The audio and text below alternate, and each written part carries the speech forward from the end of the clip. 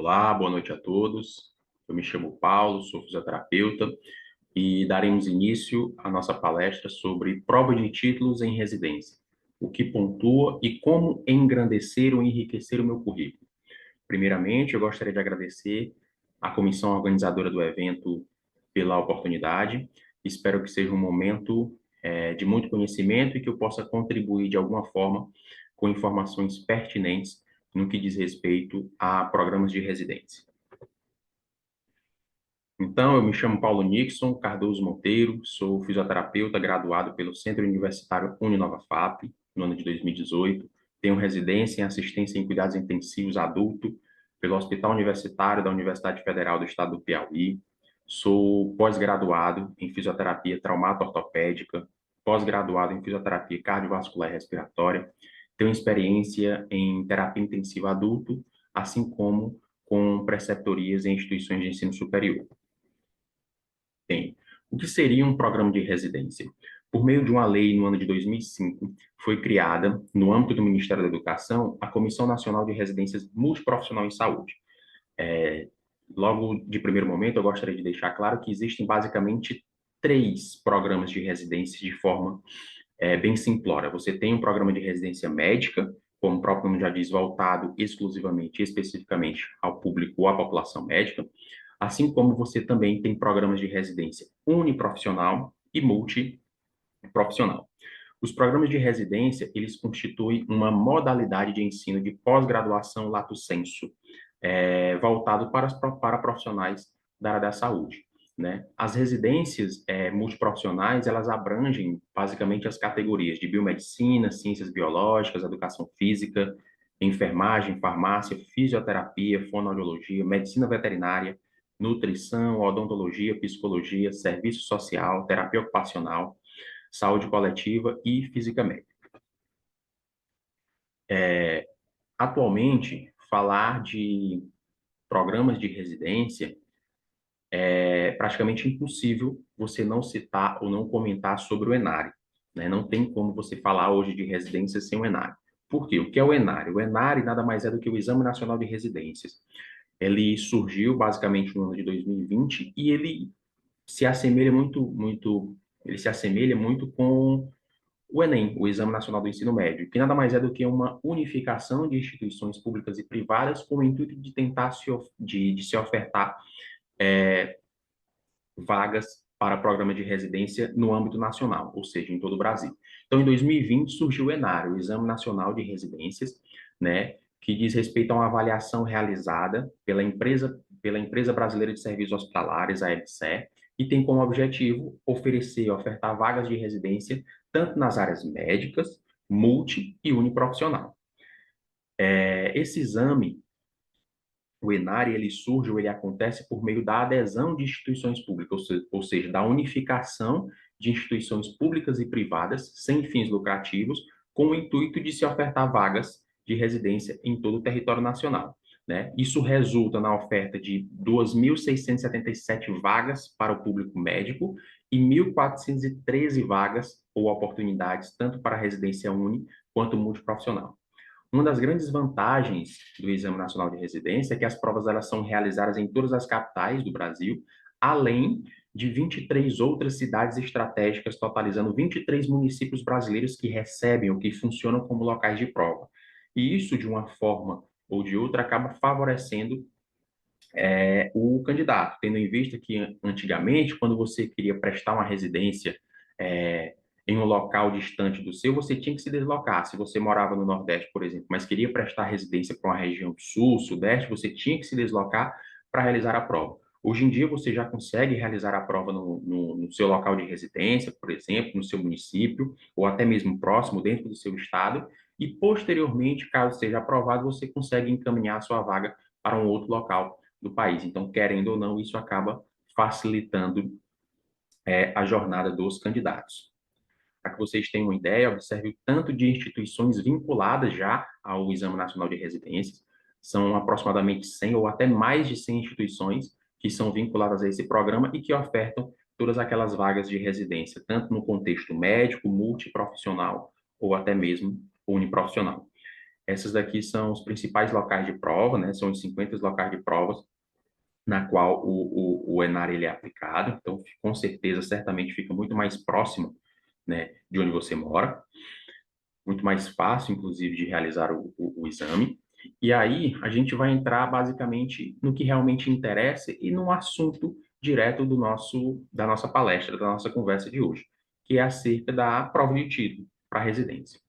Eu trouxe para vocês, basicamente, o que é cobrado no que diz respeito ao Exame Nacional de Residência, que é o principal programa de residências, o que oferta o maior número de vagas dentro do nosso país atualmente.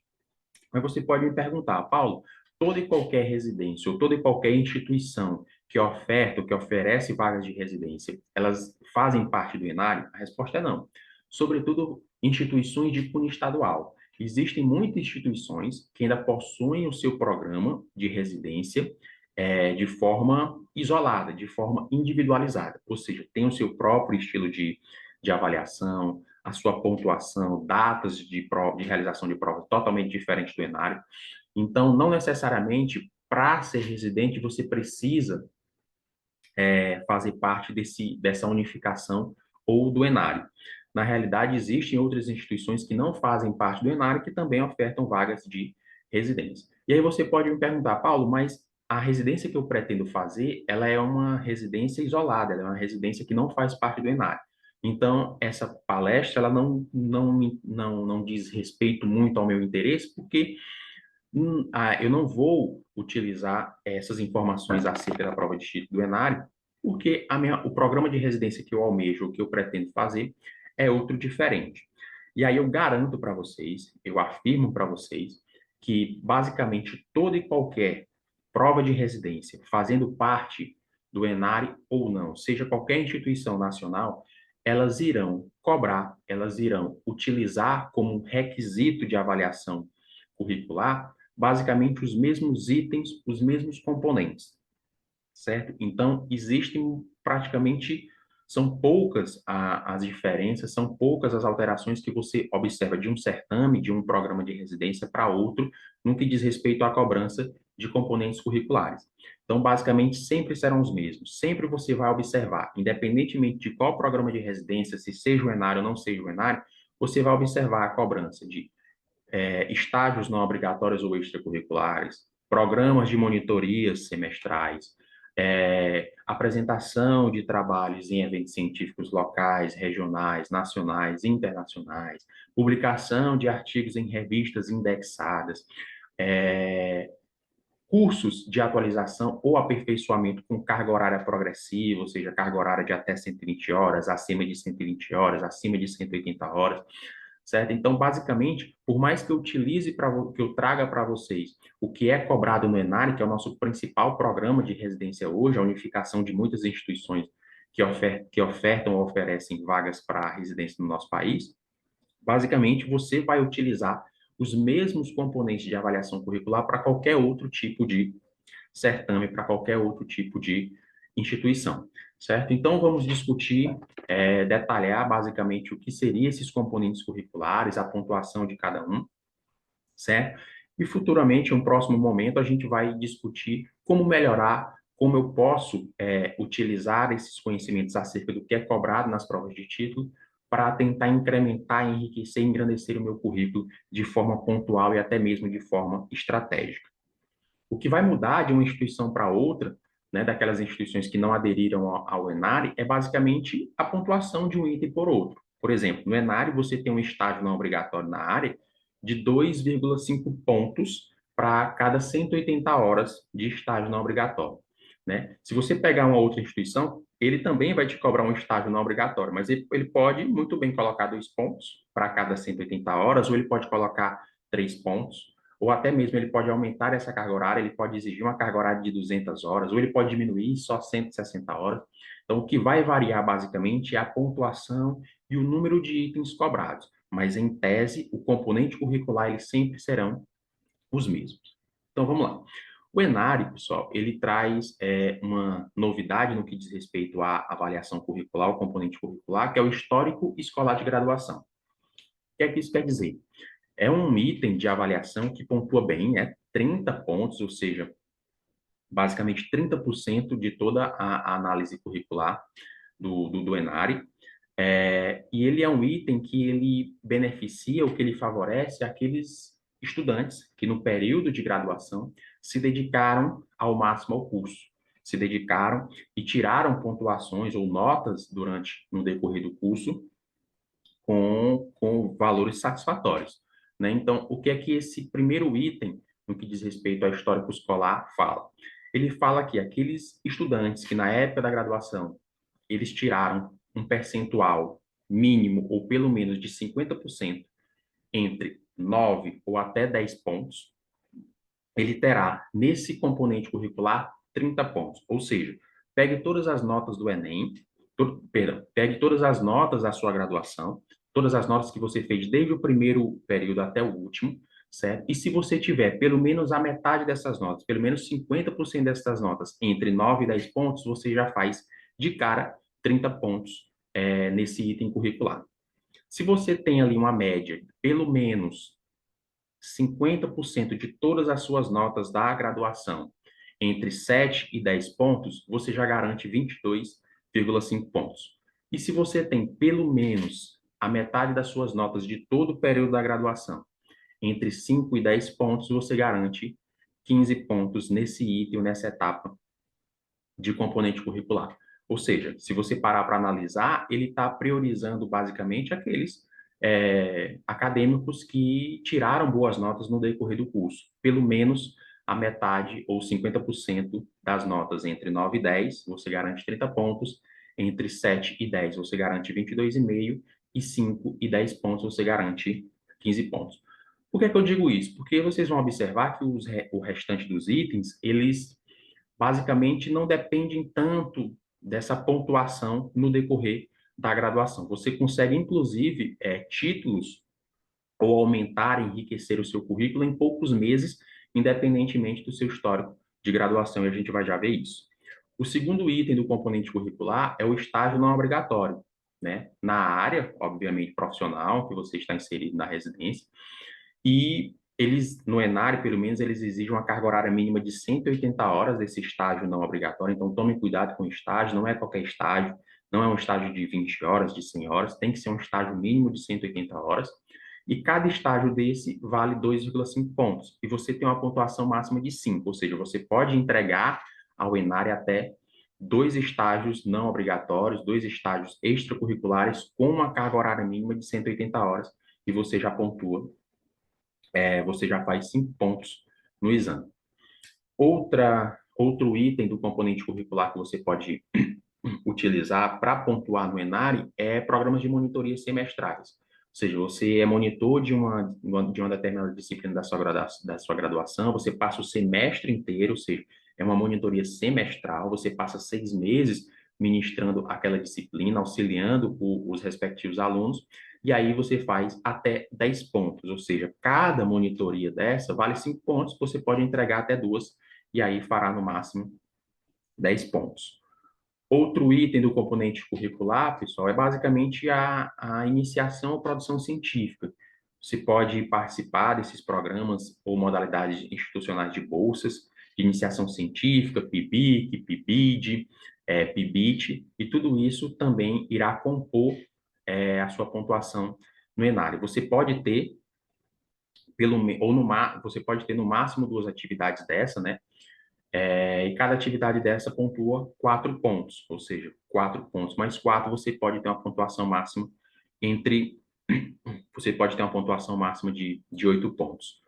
Você também pode participar de programas de extensão ou projetos de extensão e a atenção à carga horária dos projetos de extensão. Existem muitos projetos no decorrer da graduação que são de 30, 50, 60 horas, mas eu atento a vocês que todo e qualquer programa de residência eles estipulam uma carga horária mínima ali em torno de 100 horas. Então, não é qualquer tipo de programa de extensão, tem que ser um programa de extensão com a carga horária mínima de 100 horas. Você pode entregar até 3 projetos de extensão com carga horária mínima de 100 horas, pontuando no máximo, ou fazendo no máximo 6 pontos. Outro componente curricular é trabalho apresentado em evento científico. Esse evento científico ele pode ser de caráter internacional ou nacional. Ou certo? Cada trabalho científico apresentado nesses eventos nacionais ou internacionais, você faz 2 pontos, tendo uma pontuação máxima de 8, ou seja, você pode entregar até 4 trabalhos apresentados, cada um com 2 pontos, e aí você vai pontuar nesse componente 8, certo? Além, não só você pode pontuar ou apresentar trabalhos em eventos internacionais ou nacionais. Você pode também apresentar esses trabalhos em eventos científicos regionais ou locais. A pontuação diminui, cai para 1, e você também pode entregar até 4 trabalhos desse e, consequentemente, ter uma pontuação máxima de 4 pontos. Outro item que pontua consideravelmente dentro do componente curricular é a publicação de artigos científicos em revistas indexadas dentro da área profissional, né? Você pode publicar tanto artigo científico quanto capítulo de livro. Cada artigo científico ou cada capítulo vale 2 pontos e no final você pode ter até uma pontuação máxima aí de 8 pontos. Você pode apresentar trabalhos ou publicar trabalhos completos em análise de eventos científicos na área profissional, 2 pontos por trabalho, tendo uma pontuação máxima de 8. Você pode apresentar ou publicar resumos expandidos em eventos ou anais de eventos dentro da área, assim, dentro da sua área de atuação, com 1,5 pontos para cada resumo. Pode realizar cursos de atualização e de aperfeiçoamento com carga horária progressiva. Carga horária de até 120 horas, você vai receber uma pontuação X. Carga horária entre 121 e 179 horas, você vai obter uma outra pontuação. E curso de aperfeiçoamento com carga horária superior a 180 horas, você também recebe uma outra pontuação. Para finalizar, pessoal, você pode, inclusive, pontuar com declarações de proficiência em línguas estrangeiras. O que é que isso quer dizer? Semestralmente, as instituições públicas e privadas, elas acabam emitindo ou liberando editais para provas de proficiência em língua estrangeira. O que é que isso significa? Você faz uma prova, você escolhe a língua estrangeira de seu interesse, seja a língua inglesa, a língua espanhola, até mesmo outras línguas. Você faz essa prova escrita, geralmente, atualmente, essas provas estão sendo realizadas até de forma online, de forma virtual, em virtude ainda dos efeitos da pandemia. E se você atinge uma nota, uma pontuação mínima de 7 pontos, você é aprovado e recebe um certificado de proficiência referente àquela língua estrangeira que você realizou. Isso também pontua atualmente no ENAD. Então, perceba que são 14 itens de avaliação, ou 14 itens de componente curricular que o ENARE utiliza. E eu garanto para vocês que, certamente, independentemente seja ENARE ou não, qualquer instituição que oferte programa de residência, eles irão lhe cobrar. No que diz respeito à prova de título, basicamente os mesmos itens. Como eu já citei anteriormente, o que vai mudar é basicamente a pontuação. Aqui o resumo expandido vale 1,5 ponto, perdão, o resumo expandido aqui vale 1,5 ponto. Em uma outra instituição que não está vinculada ao ENAR, ele pode colocar 1 ponto ou pode colocar 2 pontos. Então, o que vai variar é basicamente a pontuação e o número de itens aceitos. Mas, basicamente, o componente curricular, aquele item específico, ele sempre vai estar presente. No ENAR, você pode fazer até uma pontuação máxima de 100 pontos, ou seja, essa é a pontuação que você pode obter na sua prova de títulos, baseado nos itens do componente curricular e quanto de currículo você tem para entregar para o exame. Aqui, pessoal, eu trouxe para vocês alguns exemplos do resultado do último ENARE, do último Exame Nacional de Residência, para que vocês observem tanto a pontuação do candidato no exame escrito, quanto a análise curricular do mesmo. E eu quero que vocês observem que, basicamente, percebam que aqueles candidatos que ficaram em segundo, terceiro colocado, eles sempre apresentam uma análise curricular, uma pontuação curricular inferior àqueles que ficam primeiro colocado, né? O que dá para a gente perceber aqui é o seguinte: se você apresenta uma pontuação muito boa, muito satisfatória na prova escrita objetiva, a tendência é que você fique realmente entre os primeiros colocados. Então, a prova em si do ENARE, a prova escrita objetiva, ela já lhe favorece, ela já faz com que você, se você for muito bem na prova, tenha um percentual muito elevado, faz com que você fique entre os primeiros colocados. No entanto, o que a gente consegue observar nos dias de hoje é que a cada dia que passa, cada ano que passa, os candidatos eles ficam muito mais competitivos. O estudo para programas de residência ele está muito mais profissionalizado nos dias de hoje, muito mais competitivo, né? Você tem um aumento no número, no tempo de estudo diário de cada candidato, e isso faz com que, ou isso torna o exame muito mais competitivo. Então, dá para a gente observar que os primeiros colocados, eles ficam basicamente empatados ou muito próximos um ao outro. Você tem uma diferença ali de 5, de 2, 3, 4 pontos com relação a um candidato e outro. E, na realidade, o que define quem vai ficar em primeiro, quem vai ficar em segundo, ou até mesmo quem vai ficar de fora do número de vagas, é a análise curricular. Quanto maior a sua análise curricular, consequentemente, maior as suas chances de ficar dentro do número de vagas. A não ser que você vá muito, muito bem na prova, e isso acabe favorecendo a sua entrada, independentemente da sua pontuação na análise curricular. O ENARE, ele é um programa de residência que ele favorece ou que ele beneficia muito mais a pontuação na prova escrita objetiva do que a análise curricular. Por que que eu digo isso? Basicamente, porque a prova escrita objetiva, ela vale 90% de toda a pontuação que você pode atingir no ENARE, 90%. E os outros 10% ficam a cargo da análise curricular. Então, se você tem uma pontuação satisfatória na prova escrita objetiva, muito provavelmente você vai acabar sendo aprovado. Mas se porventura você fica ali empatado ou com a pontuação muito próxima dos outros candidatos, dos outros concorrentes, o que vai determinar é a análise curricular. Então, depois eu gostaria que vocês dessem uma olhadinha com atenção e observassem e fizessem essa comparação entre o exame escrito, ou seja, a prova escrita objetiva, e a análise curricular. Percebam que aqueles candidatos que têm uma pontuação na prova muito próximo entre eles, quem determinou a posição de cada um foi a análise curricular. E aquele que se destacou consideravelmente na prova escrita objetiva já teve um resultado satisfatório independentemente da análise. Então, você tem basicamente duas opções. Ou você se dedica consideravelmente à prova para tentar atingir uma pontuação muito, muito boa e se distanciar dos outros concorrentes, ou então você prioriza a análise curricular, que isso também irá favorecer a sua entrada no programa de residência. Mais uma vez, cito a vocês que cada dia que passa fica mais difícil, fica mais competitivo os programas de residência. Então, você se dedicar tanto, se dedicar muito à realização da prova escrita objetiva, talvez não seja o suficiente, tendo em vista que os outros candidatos também tendem a tirar ou atingir uma pontuação muito próxima à sua. E se as pontuações, as notas da prova escrita objetiva ficarem próximas, muito provavelmente quem irá decidir quem entra, quem passa, quem fica em primeiro e quem fica em segundo é a análise curricular. Pois bem, Paulo, você já citou todos aqueles itens que compõem ou que fazem parte do componente curricular, basicamente mostrou a pontuação de cada um, quantos itens, certo? Mas e aí eu estou um pouco perdido. Por onde eu começo? O que é que eu preciso fazer?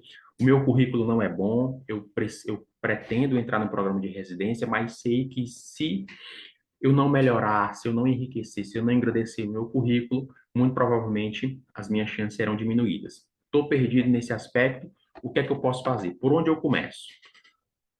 Para você iniciar esse processo de evolução, de crescimento curricular, a primeira coisa que você tem que fazer é distinguir se você é acadêmico ou se você é profissional. Se você já se formou, se você já é graduado.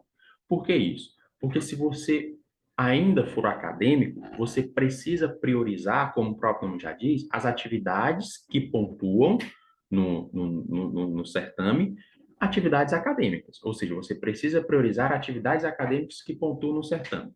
Que atividades acadêmicas são essas, pessoal? A gente observou que do ponto de vista de atividades acadêmicas, nós temos, dentro do componente curricular, estágios extracurriculares, ou seja, não obrigatórios com carga horária elevada. A gente observou que existe também, dentro dos componentes acadêmicos, programas de monitoria semestrais, existem projetos de extensão com carga horária elevada. Então, se você é acadêmico, você precisa priorizar, nesse momento, atividades acadêmicas. É claro que isso não impede você de realizar outras atividades, mas a sua prioridade nesse momento são atividades acadêmicas. Por que isso, Paulo? Porque vai chegar um momento que você vai se graduar, você vai se formar. E a partir daí, você não vai ter mais a oportunidade de realizar aquelas atividades. E isso faz com que você perca automaticamente aqueles pontos. Eu digo isso por experiência própria, né? No decorrer das minhas tentativas de entrar no programa de residência, eu não fiz por opção própria mesmo, no decorrer da minha graduação, programas de monitoria. Eu não participei de programas de monitoria. Participei de alguns projetos de extensão, mas não foram suficientes para atingir o máximo da pontuação. E depois que eu me formei, isso foi um grande arrependimento meu, porque se eu tivesse priorizado essas atividades acadêmicas, estágios extracurriculares, programa de monitorias e até mais projetos de extensão com carga horária elevada, isso certamente favoreceria o meu enriquecimento curricular. Então, por essa razão, se você for acadêmico, priorize as atividades acadêmicas, para quando você se formar, você já sair com essas atividades e, consequentemente, ter a pontuação máxima no que diz respeito às atividades acadêmicas dentro do que é pontuado nos programas de residência. Mas, Paulo, seguinte, eu já sou profissional, já me formei, já tenho um programa de monitoria, já fiz projeto de extensão, mas agora não dá mais para fazer. Já estou formado, não tenho mais como participar dessas atividades acadêmicas porventura. E aí, o que é que eu preciso priorizar? Como é que eu enriqueço o meu currículo? E aí você precisa priorizar já aquelas atividades, como o próprio nome já diz, que não necessitam, que não precisam desse processo de graduação, o que não faz parte mais desse processo de graduação. E aí você pode trabalhar com a parte de publicação de artigos científicos, que pontua e pontua muito bem no programa de residência, a publicação de artigos científicos em revistas indexadas. Você pode trabalhar também com a apresentação e publicação de trabalhos completos, de resumos simples, de resumos expandidos, tanto em eventos de cunho nacional, internacional, regional e local. Então, toda vez que você quiser iniciar esse processo de enriquecimento curricular, a primeira distinção que você tem que fazer é essa: sou acadêmico ou profissional? Se for acadêmico, priorize atividades acadêmicas, mas isso não isenta você de realizar outras atividades. Você pode ser estudante, você pode ser graduando de algum determinado curso, mas você pode publicar artigo científico, isso não impede. Mas a prioridade que você tem que dar são as atividades acadêmicas, para que quando você se forme, você saia com todas as atividades acadêmicas possíveis, para não deixar nenhum ponto para trás no programa ou na pontuação de títulos, tudo bem? Bem, Paulo, e aí, como é que eu faço? O que é que eu posso fazer para estar enriquecendo meu currículo? Você tem alguma dica, tem alguma ideia? E aí eu trago para vocês, eu começo trazendo algumas dicas para enriquecer currículo por meio da pontuação de cursos de atualização e de aperfeiçoamento. Percebam que no item 11, 12 e 13, eu tenho cursos com carga horária elevada ou com carga horária progressiva. Começo com curso de atualização com carga horária de até 120 horas. Você pode fazer até 2 pontos com esses cursos. Carga horária entre 121 e 179 horas. Você também pode fazer até 2 cursos, até 2 pontos com isso. E curso de aperfeiçoamento com carga horária superior a 180 horas. Você pode fazer até 1 ponto. Ou seja, só com esses cursos você já enriquece, você já faz 5 pontos na sua análise curricular, certo? Então, eu trouxe para vocês aqui alguns cursos, pessoal, gratuito, certo? São cursos gratuitos ofertados pelo próprio Sistema Único de Saúde. Acredito que muitos de vocês já até conheçam esse sistema, que é o UnaSUS, Universidade Aberta do SUS, que ofertam o tempo inteiro, de forma contínua, cursos gratuitos com carga horária variada, carga horária diversa. Tem cursos com carga horária menor e tem cursos com carga horária maior. Eu trouxe alguns cursos para vocês com as maiores cargas horárias que estão presentes, ou estão com oferta aberta nesse momento, e que vocês podem realizar a qualquer momento e automaticamente já receber o certificado. Só gostaria que vocês se atentassem à data de encerramento do curso. O curso ele tem uma oferta limitada. A partir de um determinado tempo, aquela oferta ela finaliza e o curso ele é retirado. Então, procurem realizar esse curso e receber o certificado dentro do prazo de encerramento. Tudo bem? Então, tem cursos aqui com carga horária de 145 horas, 100 horas, 70 horas. Tem programas também de formação gratuitos oferecidos pelo Sistema Único de Saúde, certo? Que também vão pontuar com carga horária elevada, carga horária de 180 horas, curso de aperfeiçoamento em saúde mental, capacidade de informações em doenças raras, formação básica em saúde digital. Percebam que a grande vantagem desses cursos é que a maioria dos mesmos, eles são generalistas, gerais, e atendem basicamente a toda a população, toda a área da saúde, né? Não são cursos muito específicos de uma determinada área. Então, independentemente da área de formação, da sua área de atuação, você se encaixa ou se enquadra perfeitamente nesse tipo de curso, tá? Carga horária muito boa, cursos gratuitos, você não paga nada para obtê-los. E aí, Paulo, como é que eu faço para ter acesso a esses cursos? Basta você escanear esse QR Code, que já vai basicamente para as duas plataformas de curso oferecidas pelo Sistema Único de Saúde, Universidade Aberta do SUS. Faça o escaneamento do QR Code, que você já vai direto para a parte daqueles cursos que eu citei para vocês, que eu mostrei anteriormente, e para outros cursos.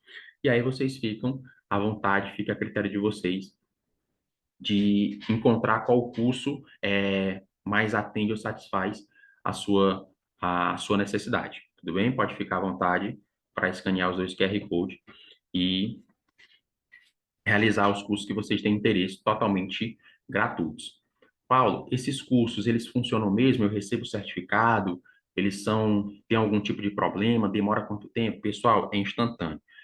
Realizou o curso, realizou todas as etapas do curso, estudou as apostilas disponibilizadas pelo curso, fez a prova avaliativa e tirou um percentual maior ou igual a 70% do mesmo, automaticamente, na mesma hora, já chega no seu e-mail cadastrado o seu certificado de conclusão. Então, não tem que esperar determinado intervalo de tempo para poder receber. Terminou a prova, fez a avaliação, atingiu a pontuação mínima, automaticamente já chega no seu e-mail o certificado do curso. O certificado do curso, ele vem com seu nome completo, seu CPF, o nome do curso e a carga horária, a carga horária do determinado curso.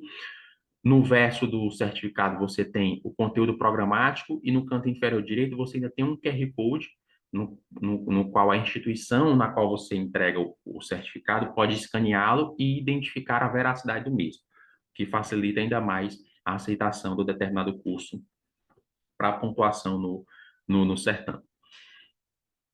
Outra coisa que eu trouxe para vocês foram algumas revistas, certo? Indexadas, que vocês podem estar utilizando-as para publicação de artigos científicos, certo? Trouxe o nome da revista, trouxe o qualis da mesma, a taxa de publicação e o número máximo de autores, né? Então, você tem a Revista Brasileira de Terapia Intensiva e, como o próprio nome já diz, ela só vai aceitar artigos referentes ou ao contexto de terapia intensiva. O qualis dela é B1, um qualis renomado, considerado.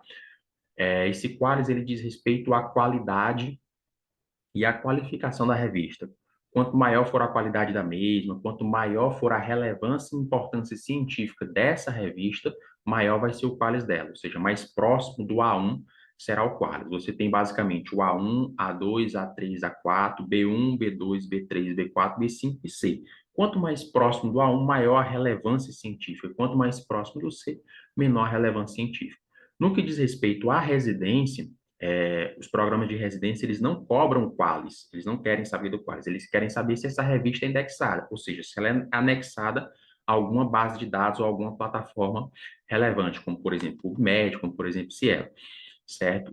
Essa questão do qualis, ela é influenciada se você, porventura, quiser ingressar no programa de mestrado, que aí eles vão querer ou eles vão segregar, vão fragmentar a pontuação de cada artigo científico publicado de acordo com o qualis. E quanto mais próximo do A1, maior vai ser a sua pontuação quando você entrega um artigo publicado nessas revistas próximo a A1, certo? Mas para residência, basta ser uma revista científica indexada, independentemente do qualis, você já vai ter uma pontuação específica com relação a isso, certo? Então, trouxe algumas revistas para vocês, são algumas revistas com qualis, inclusive, satisfatórios, B1, B2 e B3. Procurei trazer essas revistas onde a taxa de publicação ela também é acessível. Perceba que a Revista Brasileira de Terapia Intensiva ela não cobra nenhum tipo de taxa de publicação. E você pode colocar até 8 autores. Já a Revista Brasileira de Ciência do Esporte, ela também é B1, mas ela já tem uma taxa de publicação de R$ 250. Mas como são 7 autores, você pode dividir esse valor por 7 e facilmente você vai encontrar um valor muito acessível. Não vai ter dificuldade com relação ao pagamento dessa taxa de publicação. Existe a revista Centro de Pesquisa Avançadas em Qualidade de Vida, Qualis B2, que tem uma taxa de publicação de R$ 250, mas já aceita um número maior de autores de 10, ou seja, saem basicamente aí R$ 25 para cada autor, um valor é bem acessível e garante uma pontuação muito boa no que diz respeito ao componente curricular do Enar e de qualquer outra instituição. Tem a revista O Mundo da Saúde, já com valor ainda de R$ 110, mais baixo ainda para 7 autores, são um valor muito mais baixo, e a Revista Brasileira em Promoção da Saúde, que também não cobra taxa de publicação, porém, eu coloquei um asterisco aí, porque ela só aceita artigo publicado na língua inglesa. Então, se você não tem ainda é, uma boa condição de traduzir um artigo da língua portuguesa para inglesa, talvez você tenha que gastar um dinheiro para poder traduzir para a língua inglesa, mas em termos de taxa de publicação, nenhum real eles cobram para que você publique na revista, tudo bem? Então, trouxe algumas revistas aqui para que vocês possam analisar com calma e, quem sabe, publicar artigos científicos futuramente. Paulo, e o que mais que eu posso estar utilizando? O que mais que eu posso fazer para incrementar, para enriquecer o meu currículo? Pessoal, resumo simples. A gente viu que existe dentro do componente curricular muitos itens ou muitos pontos que diz respeito à apresentação e publicação de trabalhos em eventos nacionais, internacionais, regionais, locais. Você pode publicar trabalho completo, pode publicar resumo simples, pode publicar resumo expandido. E aí eu trouxe para vocês, basicamente, 4 exemplos de resumo expandidos publicados em alguns eventos nacionais e internacionais. Então, perceba, pessoal, olha o tamanho, é menos de uma lauda. Menos de uma lauda você consegue fazer um resumo simples. Você pode fazer um relato de experiência, você pode fazer uma parte do seu TCC, do seu TCR, da sua monografia, o que você está produzindo já como artigo científico, você pode pegar uma parte daquela, fazer um relato de experiência, você pode fazer uma revisão sistemática de meta-análise, você pode fazer uma revisão narrativa, uma revisão integrativa, ou seja, são várias formas de você realizar um resumo simples ou um resumo expandido. Perceba que o resumo simples é uma lauda só. Geralmente, os eventos, eles limitam esses resumos simples a 250 palavras. Então, perceba que você pode, com 250 palavras, escrever um trabalho, certo? E receber uma pontuação considerada dentro do componente curricular de uma análise de título, certo? Então, observem que, em tese, o esforço não é tão grande para você ganhar a pontuação referente a resumos expandidos e resumos simples. Geralmente, os resumos expandidos, eles são limitados a 2 ou 4 laudas, ou seja, no máximo 4 páginas. Com 4 páginas, você faz um trabalho, faz um resumo científico, publica, apresenta em eventos nacionais ou internacionais e recebe, consequentemente, aquela pontuação. E tudo isso vai fazendo com que você enriqueça o seu currículo. Mas, Paulo, onde é que eu publico esses trabalhos? Eu preciso esperar chegar um evento internacional, um evento nacional na minha cidade, eu preciso participar presencialmente desse evento.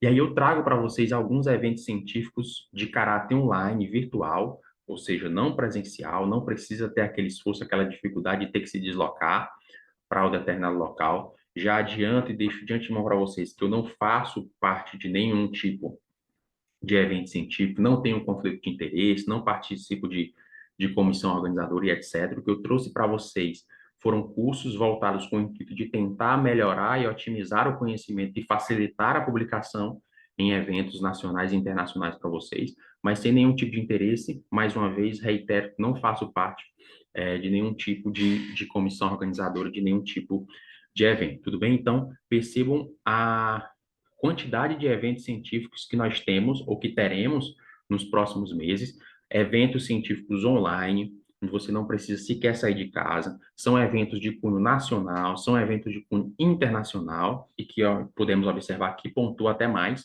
quando você publica ou apresenta um trabalho em um evento nacional ou internacional. Então, procure, basicamente, encontrar algum curso desse via online, envie os seus artigos, envie os seus resumos simples, envie os seus resumos expandidos, trabalhos completos, capítulos de livro, que tudo isso pontua, basicamente, na análise curricular. Paulo, mas não estou fazendo nenhum trabalho, não tenho em mente. Faça uma revisão sistemática, procure nas bases de dados, faça uma revisão narrativa, veja o que é que a literatura traz a respeito daquele tema que você pretende pesquisar, veja se a literatura é escassa, veja se a literatura é robusta. Se você, porventura, já trabalha em algum local, já tem experiência em alguma fonte ou alguma forma, já trabalha em alguma situação, faça um relato de caso. Se você ainda é graduado, mas participou de um estágio, participou de uma visita a um hospital, participou de uma visita a uma comunidade, faça um relato de experiência sobre aquela visita. Tudo isso se enquadra, tudo isso se encaixa dentro do que é aceitado, do que é permitido dentro destes trabalhos. Então, aconselho vocês piamente a procurar esses eventos de cunho, reitero mais uma vez, de cunho nacional e internacional, e comecem a publicar os trabalhos de vocês, tudo bem? Detalhe, a maioria desses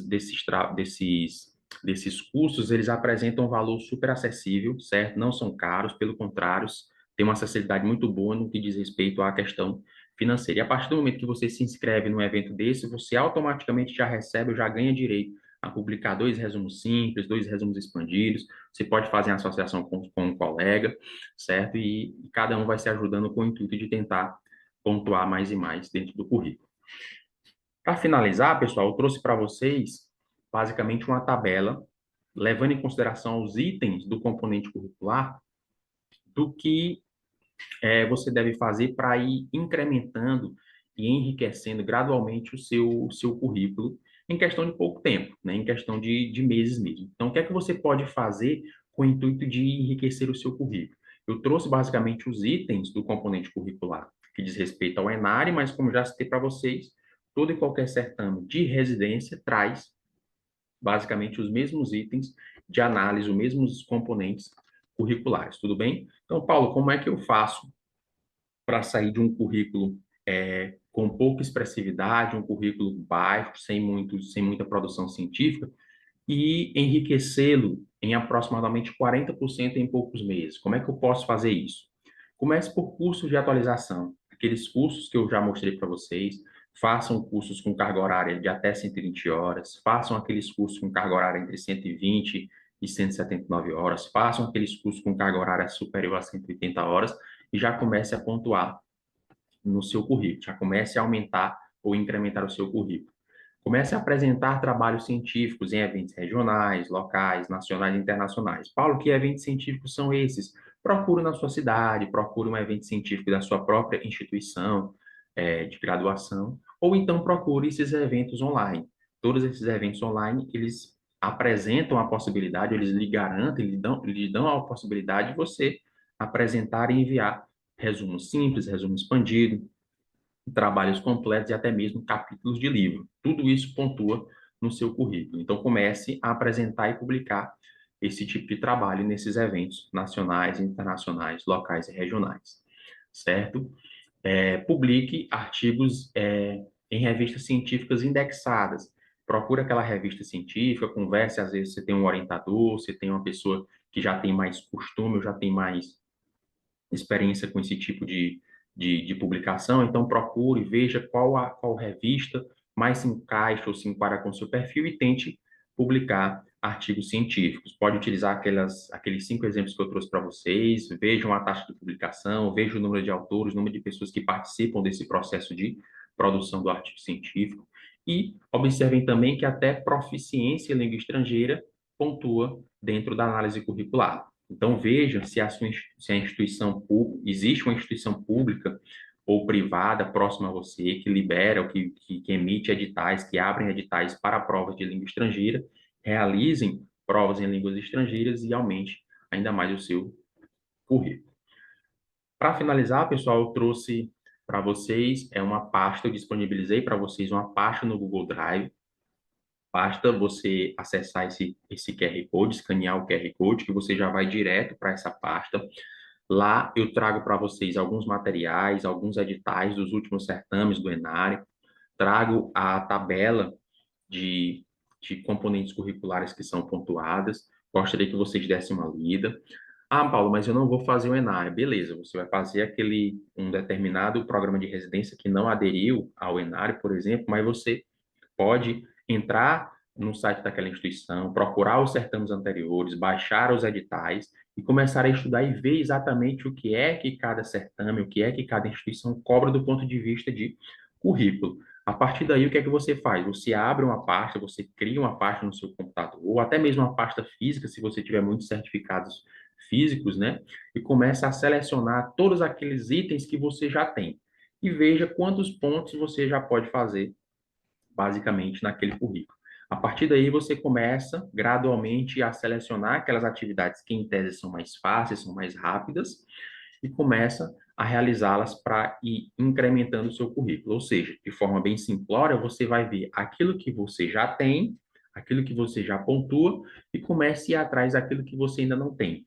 Tente pontuar mais e mais. Então, vou deixar alguns materiais para vocês no que diz respeito à análise curricular. Dentro dessa parte no Google Drive, é só escanear o QR Code. Tudo bem?